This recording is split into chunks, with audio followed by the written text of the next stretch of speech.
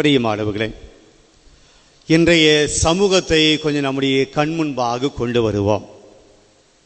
இன்றைய சமூகம் பல்வேறு பிரச்சனைகளினால் சூழப்பட்ட ஒரு சமூகமாக நமக்கு முன்பாக இருக்கிறது. எங்கே பார்த்தாலும் பிரச்சனை, எங்கே பார்த்தாலும் பலவிதமான சண்டைகள், போர்கள், கலக்கங்கள், மனித நம்பிக்கையற்ற நிலை, குடும்பம் துவங்கி நாடுகள் வரை யார் ஆதிக்கம் செய்ய வேண்டும் என்கின்ற ஒரு மனப்பான்மை.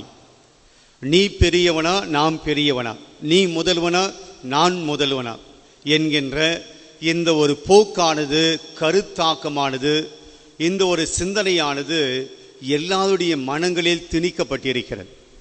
இது இயேசு இருக்கிற போதே கூட இயேசுனுடைய சீடர்கள் மத்தியில் இருந்த ஒன்றுதான். இயேசு சீடர்களோடு நடந்து கொண்டு போகிற போது அவர்கள் தங்களிடையே விவாதம் செய்து கொண்டார்கள். என்ன விவாதம்? தங்களுக்குள் யார் பெரியவர் என்ற விவாதம் செய்து கொண்டார்கள்.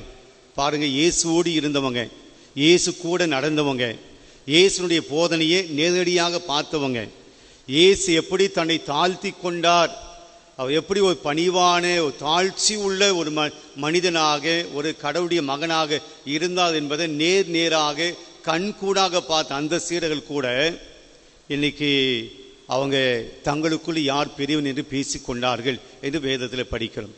ஆக இன்றைய சூழல் என்பது யார் பெரியவன், யார் முதல்வன், யார் சிறந்தவன், யார் உயர்ந்தவன், யார் முதல்ல என்ற இந்த ஒரு சித்தாந்தமானது இன்றைக்கு எல்லா நிலைகளிலும் பரவி கிடைக்கிறது.